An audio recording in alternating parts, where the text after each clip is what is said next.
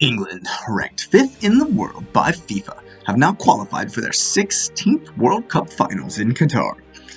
Not participating until 1950, the English have been a mainstay at the tournament for some time. Expectations are always high, and they look poised for another deep run this time around. The Kings of Football won the British Home Championship. This was the qualifying tournament for the World Cup in 1950. It was contested solely between the nations of the British Isles. This saw them off to Brazil for a group with Chile, the USA, and Spain. Taking care of business in Rio over Chile 2-0 was the easy bit. Up next was good old US of A, a ragtag group of amateurs who they expected to cruise past. The resultant shot lost to the Stars and Stripes sent confusion around the world. Some say there were newspapers that thought the telegram was a typo, and that England actually won 10-1 instead of 1-0. The hangover was real going into the third match, and they would be beaten against the Spanish by the same scoreline, 0-0, sending them out in a hugely disappointing World Cup debut. A second straight victory of the British Home Championship would see them into the next tournament in Switzerland in 1954. An odd format saw them only have to play 2 group stage matches as a seeded team, skipping the Italian menace.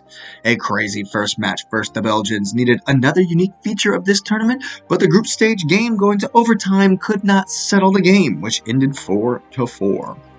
The Three Lions then faced the hosts and had a much more comfortable time of it, netting in both halves to win 2-0. The Uruguayan Giants were up next in the quarterfinals in another thrilling match that would see the Brits fall 4-2 and take the short trip home. The days of the British Home Championship were no more, and the nations of the British Isles had to qualify versus the mainland nations for the first time for Sweden 1958. The English managed just fine and were drawn into an awful group in the World Cup finals. First was the Soviet Union, whom they drew 2-2. This was followed by a catchy, tight game with eventual champions Brazil, ending 0-0. England would be the only team not to ship a goal to the mighty Yellow Shirts of South America in this tournament. A 2-2 draw with Austria in their third match meant that they would have to play a replay versus the Soviets to advance. Unable to net in this one, they would limp out of the tournament 1-0. 4 years on, and the World Cup would be in South America for a third time. In Chile, 1962. England were drawn into another rough-looking group, but a 3-1 win over Argentina was a brilliant start to the campaign, with Sir Bobby Charlton among the goals, of course. The 0-0 versus Bulgaria in the second match left them needing a win against the Hungarian menace to win the group. They would fall 2-1 to the Magyars, meaning the green and yellow that haunted their nightmares for 4 years were back for a quarterfinal match. Brazil would triumph 3-1, sending the English back across the pond in disappointing fashion. They would host the world 4 years later, with the famed Alf Ramsey at the helm. England seemed to attract giants at the World Cup, and their run on home soil was no different. First up was La Celeste, already twice champions by then, and it played out to a tight 0-0 draw. They followed this up with 2 comfortable wins, both by 2-0 over France and then Mexico. This saw them into the quarterfinal versus another World Cup perennial in the Argentines. Jeff Hurst would net only his second international goal and see them off 1-0, and his nation into the semis. There, Eusebio and the Portuguese waited, but heroics from Sir Bobby Charlton would see them advance despite the Portuguese talent scoring in the 2-1 for the home side. The final at the famed Wembley Stadium would be the beginning of a rivalry that is still hotly contested to this day. West Germany were looking to spoil the party. They almost did so with an equalizer in the 89th minute to send the game to overtime, but Jeff Hurst would pop up again and net twice more in the extra period, completing the only ever hat trick in a World Cup final, and sending the English into delirium that is still fondly remembered to this day. The match ended 4-2, and the Brits were champions on home soil. The tournament was held on North American soil for the first time in Mexico 1970, and defending champs England had to like their group, despite having to play Brazil once again. Jeff Hurst led them 1-0 past the Romanians in the first match, but they would follow this with a disappointing loss to the Brazilians. who were thorns in everyone's side of the World Cup. They needed the 1-0 win over the Czechoslovakians in the third match to advance to a rematch of the final at Wembley 4 years previously. After Franz Beckenbauer responded to the 2-0 English lead to make it 2-1 late on, Sir Bobby Charlton would come on as a substitute and become the most capped player for England at that time. The Germans would find an 81st minute equalizer and the match went to extra time. Gerd Müller, who else, would pop up with the winner to sink the English 3-2 in what turned out to be Sir Bobby Charlton's last match in an England jersey, and they were on the plane home. 12 long years would pass them by before the World Cup was once again graced by the English in Spain in 1982. They would find themselves in an interesting group with powerhouses and debutantes. Their match against France saw Brian Robson score a brace in the 3-1 victory for a brilliant start.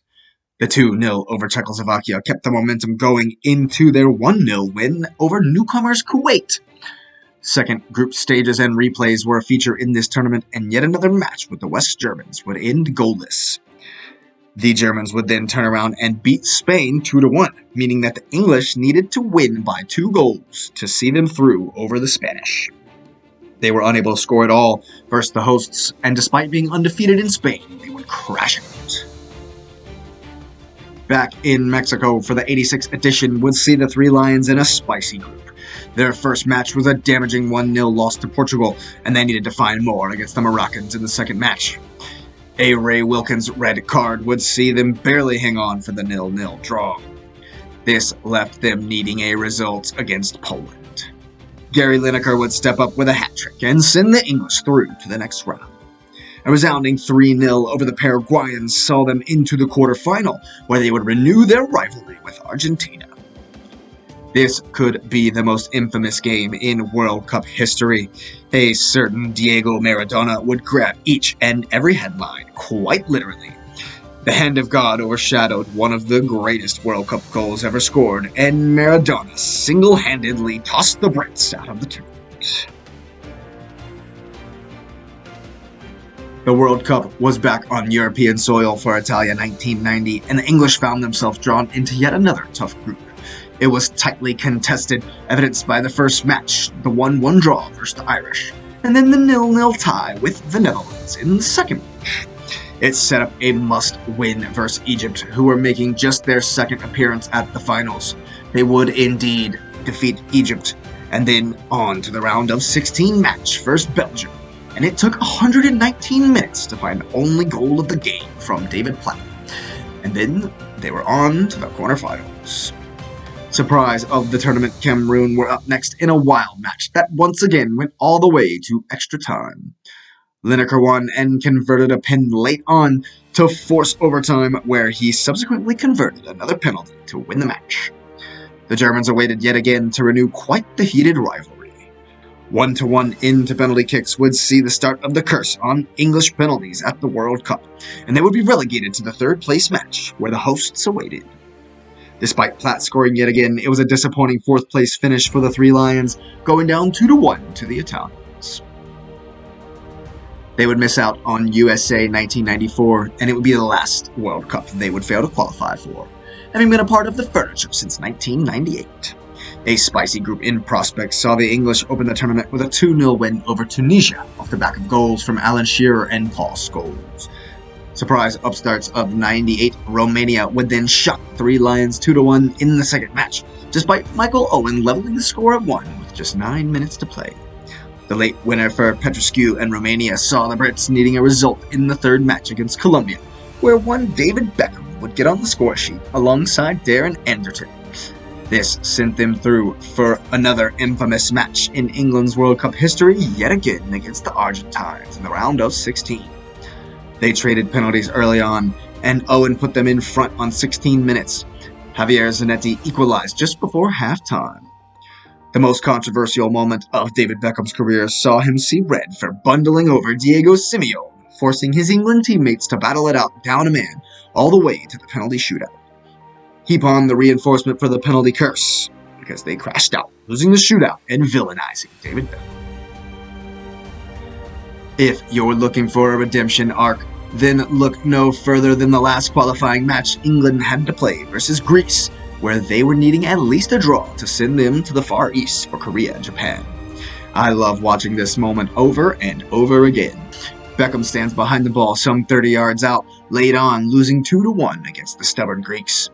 A bomb wouldn't go off as loud as the stadium erupted when Beckham's free kick found the net, and the Three Lions were on the plane to the east.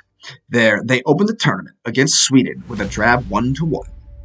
Getting some revenge on the Argentine menace 1-0 with a David Beckham penalty was a feather in the cap, but they were unable to beat Nigeria in the third match of the group. However, this was enough to finish second and go through to the round of 16 versus Denmark. Emil Heskey would net in the 3-0 alongside Michael Owen and Rio Ferdinand. Once again, however, it was Brazil in the quarterfinals. That team was simply too much for everyone in 2002, and the Brits crashed out 2-1. England looked really mean in qualifying for Germany 06 and were drawn in a group where they expected to do well. It took a third-minute own goal to see them pass Paraguay in the opening match, however, as it was the only goal of the game. A dubious Peter Crouch goal followed by a late Stevie Gerrard net saw them past debutants Trinidad and Tobago in the second game. An important 2-2 draw with Sweden won them the group, thereby avoiding the Germans in the round of 16. Ecuador waited instead, and Beckham smashed in a free kick as only he could to take them through to the quarterfinals against Portugal. This was the third time in 4 tournaments the Three Lions went to penalties in a knockout game at the Cup. Lampard, Gerrard, and Jamie Carragher would see Ricardo save their efforts from the spot, and England were out on pins once again. 4 years on saw them into a group with USA, Algeria, and Slovenia in the first World Cup on African soil. This tournament is remembered for all the wrong reasons in England. Their 1-1 draw with the Stars and Stripes saw Gerrard score early, but also saw Rob Green's howler slowly roll over the line after he bobbled Clint Dempsey's shot.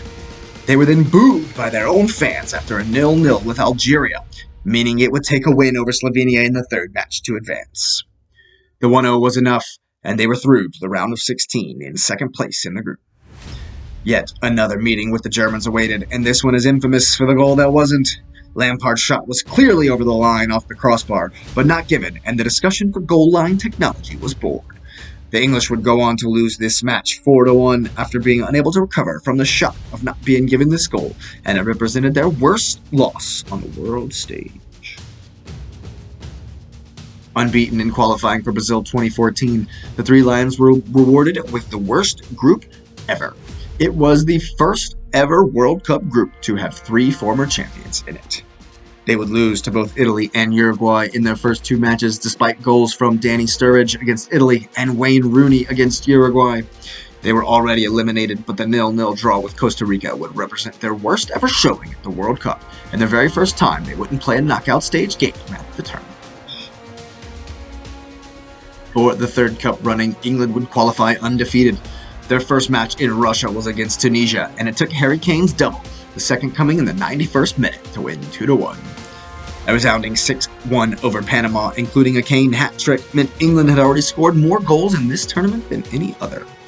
The 1-0 loss to Belgium in the third game meant that England finished second in the group after playing a weakened side having already qualified for the knockout stages. Colombia awaited in the round of 16, and it would take a 91st minute equalizer from them to see the game to penalties, where English fans were petrified. But the curse was broken, and the Three Lions finally won a shootout 4-3 to see them through to the quarterfinal against Sweden. The 2-0 saw Harry Maguire and Dele Alli both score their first World Cup goals, and they were on to the semis for only the third time in their history. The mighty Croatians would not need a third penalty shootout of the tournament for them, scoring late into extra time to dash the dreams of the Three Lions and relegate them to the third place game versus Belgium.